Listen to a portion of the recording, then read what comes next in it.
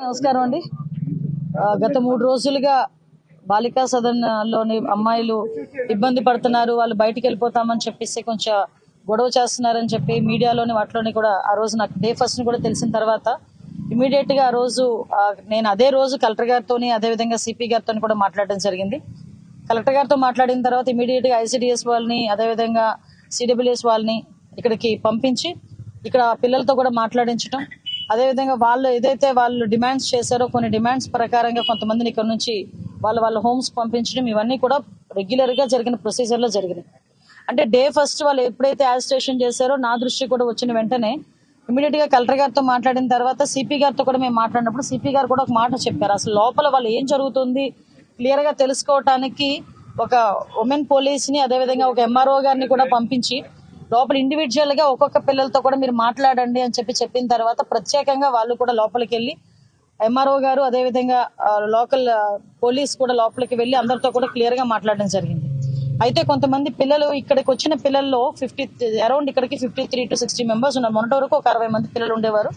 ఇప్పుడు అరౌండ్ 4 బయటికి పంపించడం జరిగింది, వాళ్ళ హోమ్స్ ఇంటికి పంపించడం జరిగింది. డిఫరెంట్ ఏరియాస్ నుంచి కూడా ఇక్కడికి వస్తారు. దగ్గర 13 జిల్లాల నుంచి ఇక్కడికి వచ్చే పరిస్థితి కూడా ఉంది. నేను చూశాను ఇందాక 2-3 మాట్లాడేటప్పుడు రాయ్పూర్ నుంచి ఒక అమ్మాయి ఉంది, జార్ఖండ్ నుంచి ఒక అమ్మాయి ఉంది.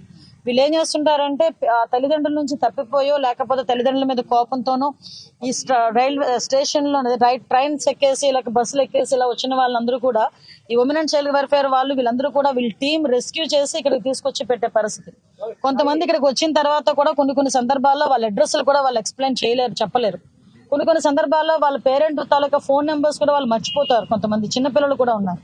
సో ఇటువంటి సందర్భాల్లో వాళ్ళకి 18 years వచ్చినంత వరకు గవర్నమెంట్ వాళ్ళ సెక్యూరిటీలో పెట్టుకోవడానికి వాళ్ళ పరిధిలో పెట్టుకొని వాళ్ళకి ఇక్కడ కూర్చొని ఇక్కడ ఈజీగా ఏదో పెడుతున్నాము హాస్టల్ పెడుతున్నాము అన్నది కాకుండా నేను లోపలికి వెళ్ళిన తర్వాత చూసి వచ్చాను. కంటిన్యూగా వాళ్ళకి చదువుకునే ఉద్దేశం ఉంటే గనక వాళ్ళకి కంటిన్యూగా 10th class కట్టించడం అన్నది ఓపెన్ స్కూల్స్ నుంచి అదేవిధంగా ఇంటర్మీడియట్ కట్టించడం అనేది కూడా జరుగుతుంది. అట్ ద సేమ్ టైం కొంతమంది వాళ్ళ ఇంట్రెస్ట్ మీదుగా బ్యూటిషియన్ కోర్సెస్ నేర్పించడం, కుట్రులు అల్లికలు నేర్పించడం ఇవన్నీ కూడా జరుగుతున్నాయి. వీళ్ళకి రెగ్యులర్ గా నేను లోపల ఆ పిల్లలతో కూడా మాట్లాడాను. రెగ్యులర్ గా వాళ్ళకి క్యారమ్స్ ఆడించడానికని స్పోర్ట్స్ ఆడించడానికని కొంతమంది డిప్లాయ్ అవుతుంటారండి. మేము ఇక్కడ బాగానే ఉన్నాము, కాకపోతే కొంతమంది పిల్లలు వాళ్ళ ఇంట్లోకి వెళ్ళడానికి అని చెప్పేసి ఇబ్బంది పడి మొన్న కొంచెం ఇబ్బంది పెట్టారని కూడా చెప్పడం జరిగింది.